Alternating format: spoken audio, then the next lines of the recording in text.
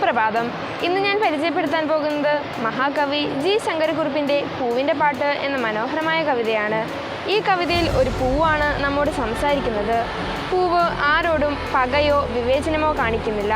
അത് എല്ലാവർക്കും ഒരുപോലെ സുഗന്ധവും സൗന്ദര്യവും നൽകുന്നു. പൂവിൻ്റെ ജീവിതം ചെറുതാണെങ്കിലും മറ്റുള്ളവർക്ക് സന്തോഷം പകരുന്നതിലാണ് അതിൻ്റെ മഹത്വം. ഈ കവിത നമ്മെ പഠിപ്പിക്കുന്നത് നമ്മളും ഒരു പൂവിനെ പോലെ മറ്റുള്ളവരോട് കരുണയോടും സ്നേഹത്തോടും കൂടെ പെരുമാറണമെന്നതാണ്. ആരെയെങ്കിലും സഹായിക്കുവാൻ ഒരവസരം കിട്ടിയാൽ അത് സന്തോഷത്തോടെ ചെയ്യണം. നല്ല വാക്കുകളും പുഞ്ചിരിയും സ്നേഹവും മറ്റുള്ളവരുടെ ജീവിതത്തിൽ വലിയ മാറ്റങ്ങളുണ്ടാക്കും. ഇതിൽ നിന്ന് നമുക്ക് കിട്ടുന്ന സന്ദേശം എന്താണെന്നാൽ, ഒരു പൂവിനെ പോലെ സുഗന്ധം പരത്തുന്ന ജീവിതമാണ് ഏറ്റവും മനോഹരമായ ജീവിതം. സ്നേഹവും നന്മയും പങ്കുവെച്ച് ജീവിക്കാം. നന്ദി.